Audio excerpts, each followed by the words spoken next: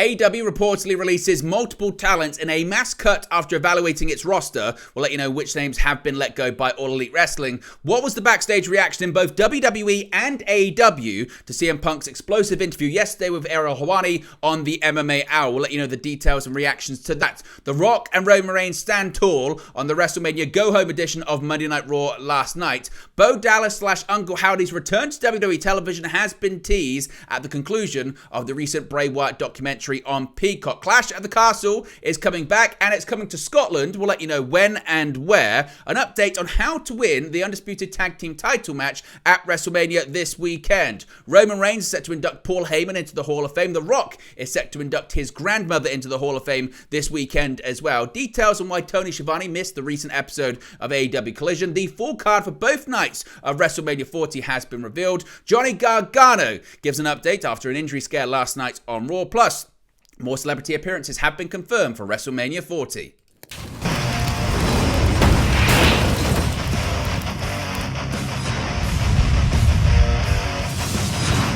Hey guys, welcome back to Wrestling News 365. Hope everyone is doing very well. As always, there are plenty of news stories to get into in the world of professional wrestling. Let's start off talking about mass cuts in All Elite Wrestling with several stars being released late last night. Let's get straight into this because AEW reportedly has released at least, as of the time of recording, 10 talents, most of whom have primarily been working in Ring of Honor, according to reports from PW Insider and Sean Ross Sapp of Fightful. Now, PW Insider reports the promotion is in the middle of a talent evaluation and believes the releases are in the best interest of both the company and the performers. It's the first instance of AEW engaging in mass cuts since it was actually founded back in 2019. Now, as far as the people that have been released, this is the list we have as of right now, starting off with Stu Grayson, of course, the former member of the Dark Order, recently been working with the Righteous in Ring of Honor. He had previously left AEW and then was brought back to the company, but the reports are he has been released. Dasha Kuret has also been released by AEW according to reports, surprising considering she was the ring announcer for AEW Collision and also had done ring announcing for the likes of Dynamite on the occasion that Justin Roberts wasn't available, as well as some pay-per-view matches too. Anthony Henry has also been released by AEW. It's also been reported that Gravity, who had some matches with the likes of Samoa Joe, Pac, and some more, has also been released by the company. Jose the Assistant, interestingly part of the LFI faction, has also been released by AEW. Slim J has been released by All Elite Wrestling as well. Parker Boudreaux is another name that has been confirmed to have been released by AEW. Surprising considering just 24 hours prior, he sent out a tweet saying he was still with AEW after some reports suggested he was only working exclusively with the AAA promotion coming out of Mexico.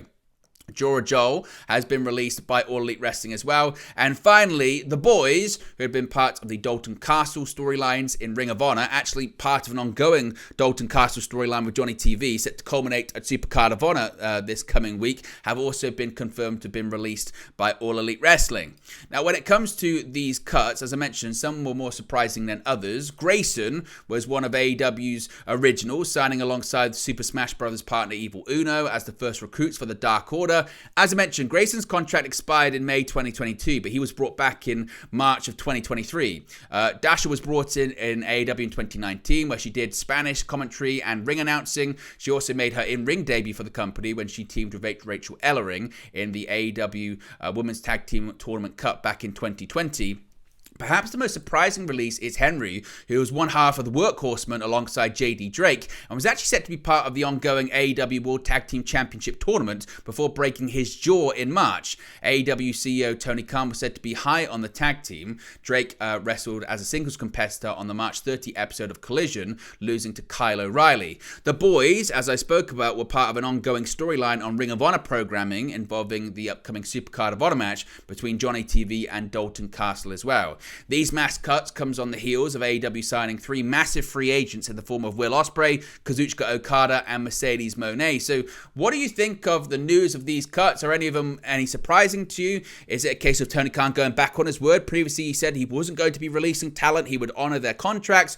Why do you think this pivot is? Let me know your thoughts about it in the comments section below. Now, plenty of people were talking about AEW yesterday. That's because their former AEW World Champion CM Punk spoke to Ariel Helwani for a bombshell bombshell interview, and a lot of it covered his time in All Elite Wrestling and what went wrong and what led up to his firing from the company last year. Now, Punk spoke about his WWE return, his AEW departure, and much more.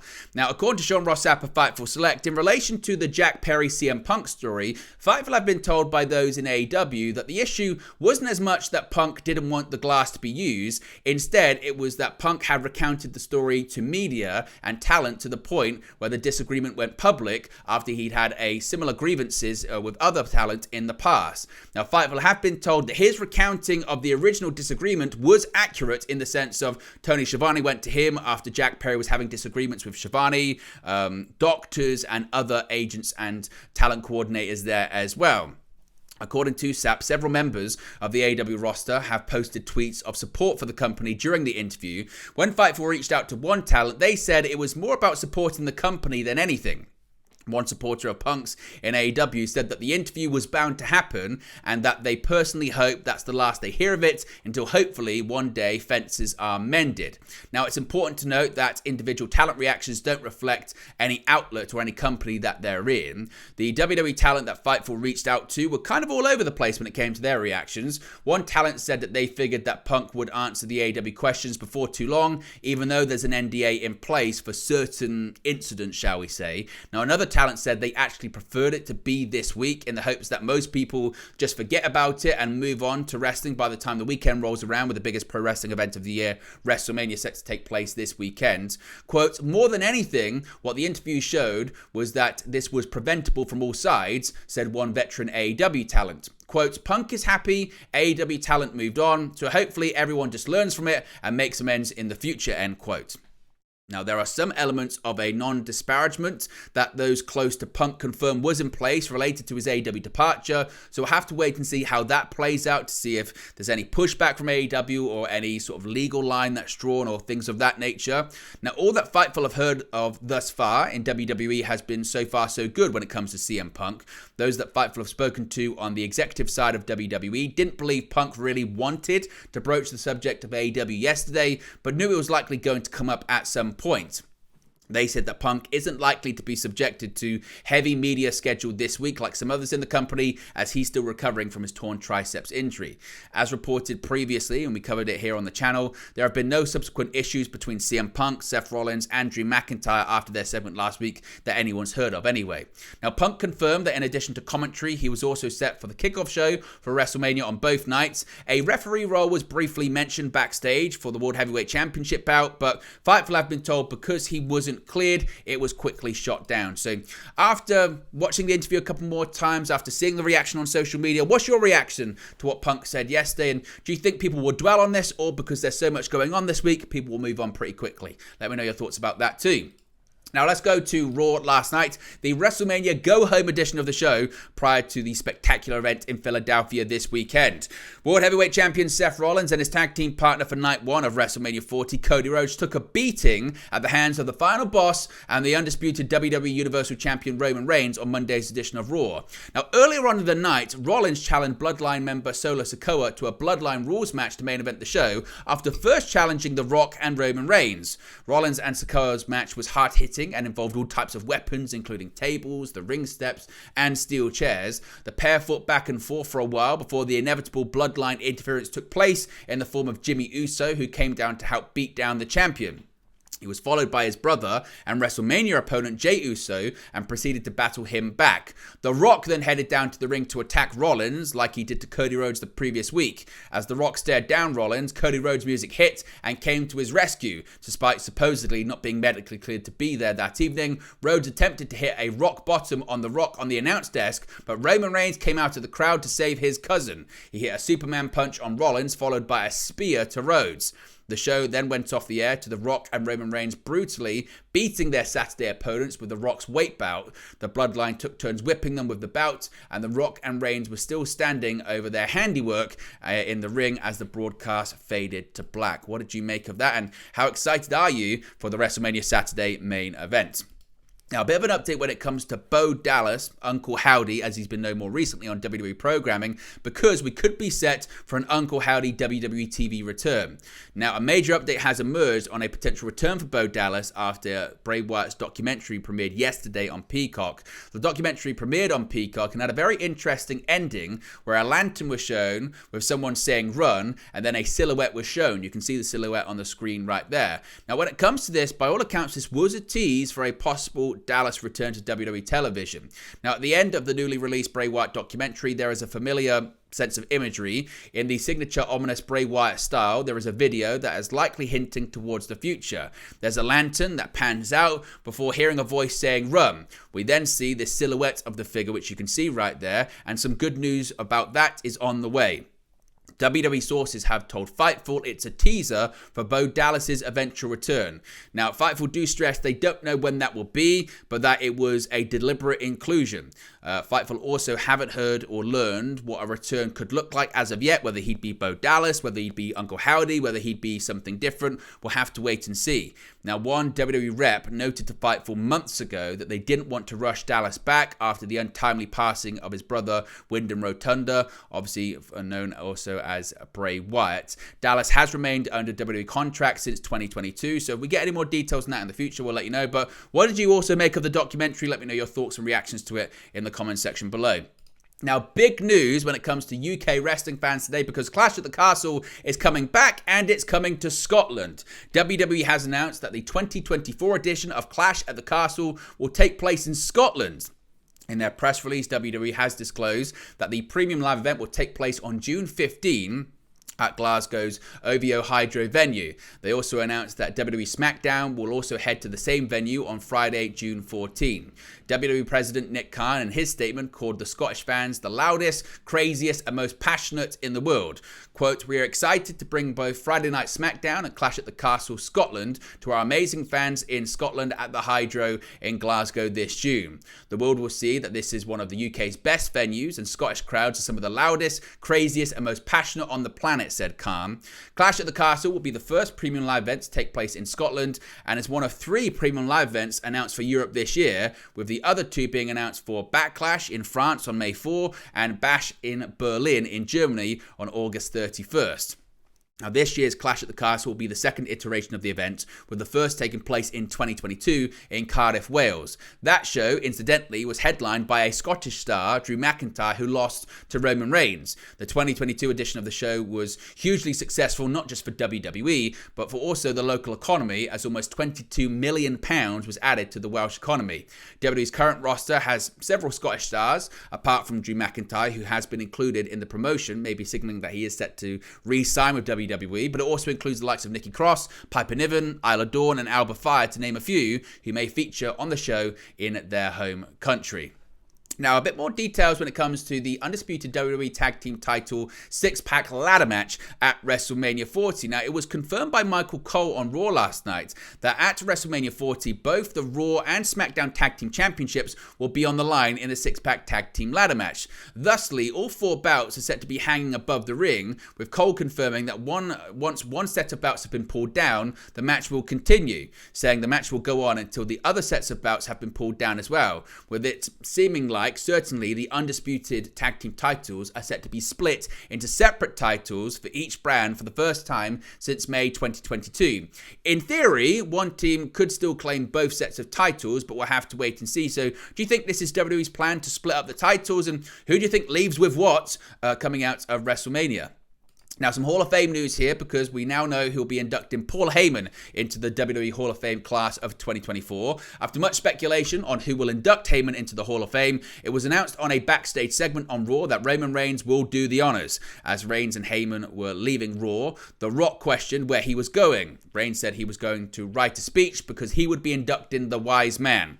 Heyman has been involved with Reigns and the Bloodline as the special counsel since the summer of 2020 and will head up the 2024 Hall of Fame class class ahead of WrestleMania 40 in Philadelphia due to his closeness to the city following his years running ECW in the 90s. Now, speaking of the Hall of Fame and The Rock as well, the final inductee into the class of 2024 was revealed last night as well. The Rock has announced that he will induct his grandmother and late wrestling booker Leah Maivia into the WWE Hall of Fame later this week.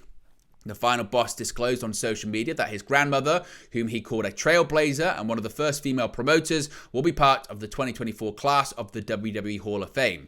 He said, quote, "I'm honored to announce that I will be inducting my grandmother, Leah Maivia, into the WWE Hall of Fame class of 2024. One of the first ever female promoters of professional wrestling. She was a trailblazer. She was a protector of our family. She was the real final boss," said The Rock. Now, Leah Maivia, who is The Rock's maternal grandmother, ran the Polynesian Pro Wrestling promotion after the death of her husband, Peter Maivia, and ran it for a few years before it shut down in 1988. Maivia's story was featured on the Young Rock TV show, which even showcased how and why she was once arrested. Now, the 2024 Hall of Fame class also includes the likes of Japanese star Bull Nakano, who will be inducted by Hall of Famer Medusa, NWA star Thunderbolt Patterson, the US Express, the team of Mike Rotunda and Barry Windham, and Paul Heyman. And as I mentioned, Heyman's going to be inducted by Roman Reigns. Now, some details on Tony Schiavone when it pertains to absence from AEW Collision. The March 30, 2024 edition of AEW Collision featured some big moments, highly intense matches, and more excitement building towards the AEW Dynasty pay-per-view on April 21st. However, there was one notable change at the commentary desk as Ian Riccaboni was sitting alongside Nigel McGuinness for the show instead of Tony Schiavone. On a recent edition of Wrestling Observer Radio, Dave Meltzer revealed that Riccaboni was only filling in for the evening due to a personal matter in Schiavone's life. Quote, "Ian Riccaboni was there. It's not a permanent move for him to be there. What happened was Tony Schiavone's dog died," Meltzer said. "Best wishes to Tony Schiavone. Really, really hard day for him, but he came and he was there. They didn't know. Tony certainly could have taken it off and there would have been no heat. Because of that, they brought Ian up there." So that was the reason why it comes to that. Now, details on the WrestleMania 40 card have now been revealed. All of the matches for WrestleMania Saturday and Sunday and where they're going to be taking place have now been confirmed. In a thread shared on Twitter, Triple H shared the match graphics for all of the matches slotted for WrestleMania Night 1 on Saturday, April 6, 2024. The Rock and Roman Reigns will team together to take on Seth Rollins and Cody Rhodes. Rhea Ripley will defend her Women's World Championship against Becky Lynch. Gunther puts his Intercontinental Championship on the line against Sami Zayn as he hopes to end the longest Intercontinental title reign in WWE history. It's brother versus brother as Jimmy Uso faces off against Jey Uso. The six-pack ladder match for the undisputed WWE Tag Team Championship featuring Grayson Waller and Austin Theory versus The New Day versus New Catch Republic versus Awesome Truth versus DIY, and the Judgment Day will also occur on Saturday. The trio of Bianca Belair, Naomi, and Jade Cargill taking on Dakota Kai, Asuka, and Kairi Sane will look to settle their score on the first night of the two-night event. Also, Santos Escobar and Dominic Mysterio will take on Rey Mysterio and Dragon Lee. That's also going to be on WrestleMania Saturday. Now, that means the following matches are set for WrestleMania Night 2, that being Sunday, April 7th. Roman Reigns will defend his undisputed WWE Universal Championship against Cody Rhodes. Seth Rollins will defend the World Heavyweight Championship against Drew McIntyre with CM Punk on commentary. Io Sky will defend the Women's Championship against Bayley on Night 2. Kevin Owens and Randy Orton challenge Logan Paul for the United States Championship in a triple threat match on Sunday, April 7. LA Knight will take on AJ Styles as their heated feud reaches an end on WrestleMania Sunday. And finally, confirming this match was actually announced yesterday by Nick Aldis, there's going to be a Philadelphia street fight as the Pride, Bobby Lashley and the Street Profits, will take on the Final Testament, that being Karrion Kross and the Authors of Pain. So those have been confirmed. What do you make of the WrestleMania card? Bit of an update on Johnny Gargano as well. There was an injury scare for the DIY tag team member last night on Raw. During this tag team match, there was an 8-person tag team match, and there was a dive to the outside in the belt where Gargano did a tope suicida. It looked like he landed on his head, on his neck, and there was some concern for him. He posted on Twitter after the show saying, quote, "Appreciate the concern. I'm good, and all I'm going to say, if I'm taking risks like this on Raw, Imagine what I'm going to do in that ladder match at WrestleMania 40. Let's get nuts. So Gargano is indeed okay and ready to go for WrestleMania this weekend. And finally, we're going to be getting some celebrity appearances at WrestleMania 40 this weekend in Philadelphia. On last night's Raw, in a backstage segment, Jey Uso happened upon Lil Wayne, who was hanging out in the hallways of the Barclays Center. Uso immediately greeted him warmly and invited him to WrestleMania, to which the rap star accepted, noting that he would be premiering a brand new song for the first time at WrestleMania. It seems that all are already celebrity appearances rolling in beyond former wrestling stars. Also, in a report from PW Insider, they revealed that talk show host Drew Barrymore will also be in attendance for WrestleMania 40 as well.